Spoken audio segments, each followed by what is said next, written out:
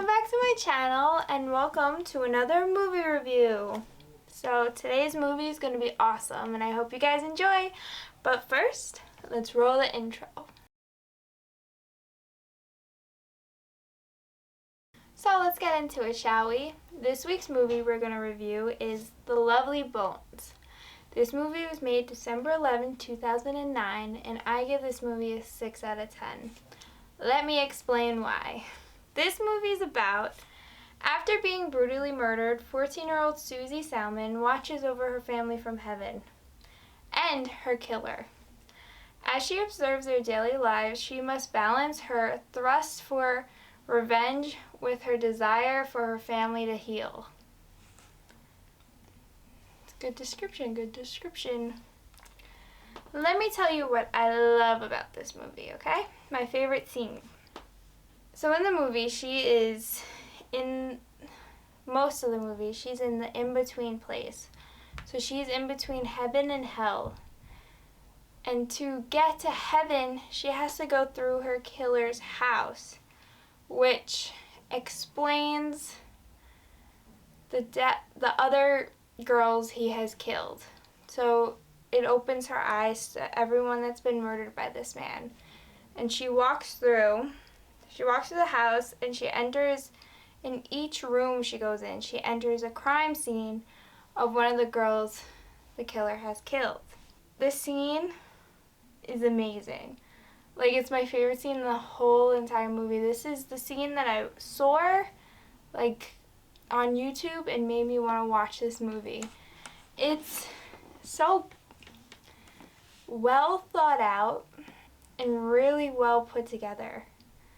Each room she walks in, she steps down and she's in a swamp where one of the girls is killed. And then she is on the side of a road where another girl is killed. And every room she goes to, she names the girl, she names how they died, she names their age. And by doing this, you're shining a light on every girl he has killed. The movie's not just about her anymore when this scene comes. It's about the audience realizing that this guy is gonna continue. This isn't a one-time thing. And he's killed a dozen of girls and hasn't got caught because he keeps moving around. It's crazy. It's crazy. What I didn't like about this movie, okay, this is where like the 6 out of 10 comes in.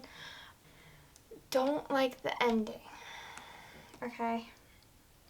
This is a spoiler, so if you haven't watched it and you don't want this spoiled, stop now, go watch it, then come back if you want.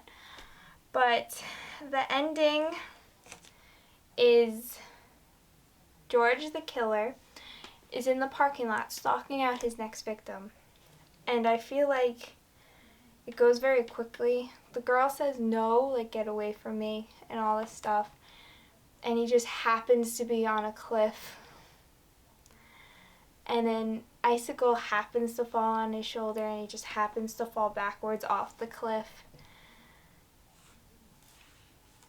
I understand this movie's made in 2009. But the CGI is really bad. Like, really bad. Like, you could tell. Like, it's fake. Like, I understand it's 2009. But, like, when this scene came, it was like, you're doing so good. That just threw me off. Like, I don't know. And I feel like it was so quick, too. Like, it went like 1, 2, 3, he's dead. Like, I understand it was Susie who knocked. It could be Susie. You don't get told if it's Susie or not, but like, knocked the icicle off the tree, and then boom, you know. Another thing this story does. All right, storyteller decides. I have my clipboard here, so if you see me look down, I'm looking at my notes. Storyteller decides to show us who Susie's killer is early on in the movie. By doing this, you make the audience very anxious the whole time because you have the parents looking for the killer and he's right there, and you're just like, it's like one of those moments you wish you could reach into the screen and be like, dude, right there. He's right there. It just keeps you like, because you find out not even an hour into the movie, not even a half hour into the movie, I think. And it's just the whole movie, you're just like, like he's right there, like do something. Doing it this way is very different. I've never seen it done like this. Usually you don't know who the killer is until the end of the movie or the end of the show, and then you're surprised because it's like he's been there the whole time and like you didn't know, but you legit see her get kidnapped. You legit see him bring her into that hideout he built, and you see everything happen, and it's not like he disappears. No, he goes right back to his house, lives his everyday life across the street from the parents, talks to them, does everything, isn't suspicious at all, and it's like he's involved. It's not like he goes away, he's involved with the storyline. And it's just very different. Very different. That's why I think it made this movie unique. Very unique. Because like I've never seen that done before. Like it's a very different way of storytelling. And I like it. I like it a lot. And it's like the audience suffers in a way, because the audience is on the edge of the seat having heart problems watching the guy be right there, and the characters don't even know. It's very twisted and I like it a lot. Okay, now I'm going to talk about Susie and then I'm going to talk about George. Susie is our main character. Susie Salmon. The beginning of the movie, we learn that Susie is an innocent 14-year-old girl that lives her life to the fullest. She always has her camera out taking pictures, but we soon learn she is brutally raped and murdered. Her character then changes as Susie is trapped between Earth and the afterlife. She gets more and more eager to help her family find her killer. Well, not find, but like help her family pick out who killed her. His character is very, I would say, complex in some ways. He took her innocence from her, took her life, and now she is stuck in this place where she has no choice but to watch over her family until she is accepted into heaven. She has no choice but to sit there and watch her killer live his life normally without anyone knowing who he is. And I feel like she is now concerned and focused on how this murder changed the father, changed the mother, kind of ripped the family apart, even though they get back together. But he took everything. And it's a lot to take in.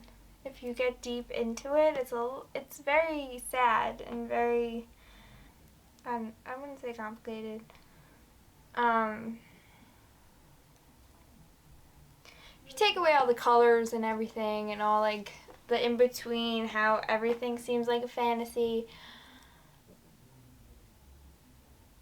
it's very messed up. Very messed up. Now let's talk about George Harvey. This is our killer, ladies and gentlemen. Our killer of 14-year-olds and 6-year-olds and all this stuff. After he kills Susie, he makes himself into an indisputable and irredeemable antagonist. And he stays out of the suspicion of the neighbors, making us feel as helpless as Susie is. Just being able to stand there and watch and not be able to do anything. We are technically, how the storyteller's like making it, we're technically like dead with her.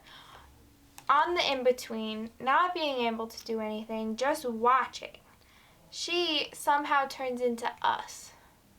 Somehow makes us relate to her a lot more when she dies.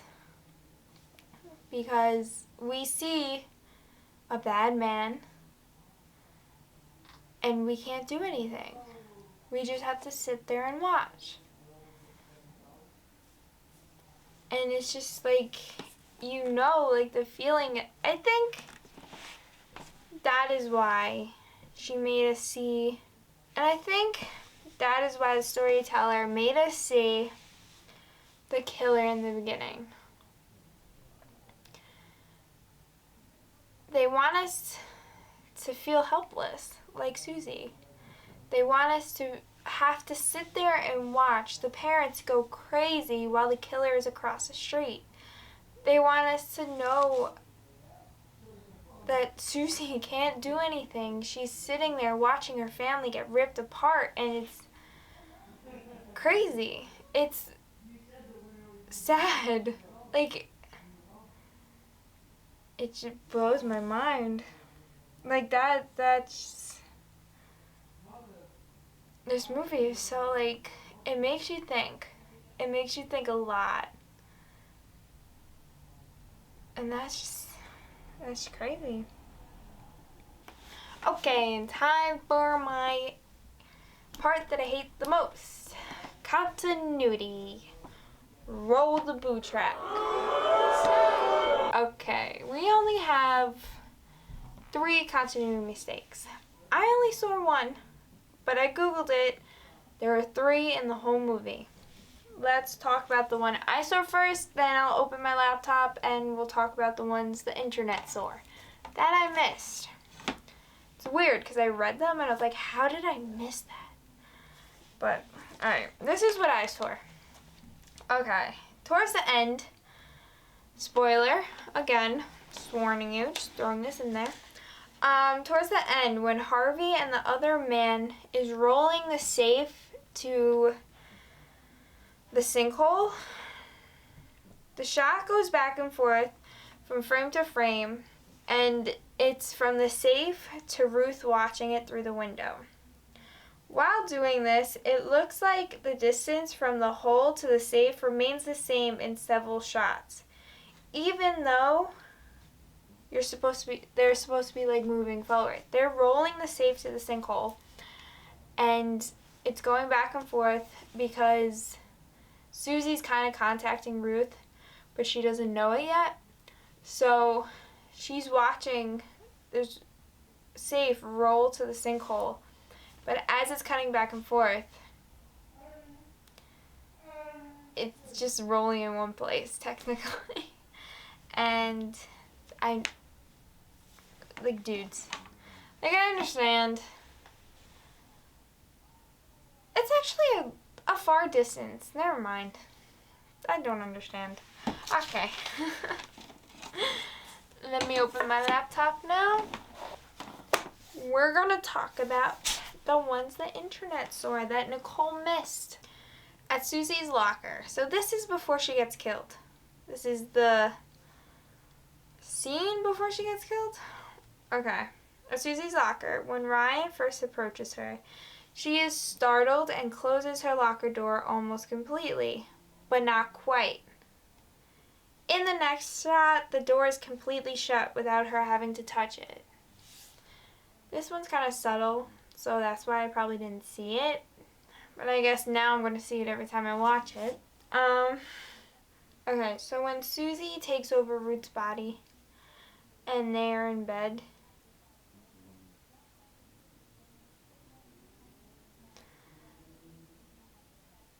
Jack starts kissing her, and she reaches towards the nightstand to place a book on top of the pile of other books, including a book by Hermann Hesse. In doing so, she accidentally knocks both books to the floor, but in the next thought, she reaches over to turn the lamp off, and the book reappears on top of the pile on the nightstand. Okay. So we have magical books that are falling and then coming back on. So that's good. That's just, I don't know, man. That's just kind of common sense to me. Like, why would they just magically come back? Like how? Whoever's script supervising, like, how do you not remember there are a pile of books on top of the nightstand? What, did we reset the scene and then have to refilm it again, and then all of a sudden they're back? Like, I don't know, man. That pisses me off. That's just common sense, you know? I'm not hating on it. I love the movie, but it's just, that blows my mind. Like, how do you do that? I'm just gonna stop now before I get into like a rant about it, because I did that in the last video. I'm not gonna do it again. But that's all we have for today. So if you guys liked it, please like and subscribe down there. Leave a comment. Do what you gotta do. And I will see you next week for a brand new movie review. I'm not sure which one I'm doing yet, but if you go on my Instagram, Mott Photography, I will put it in the story. I'll make a little video announcing which movie I'm going to do. So, see you there. Bye.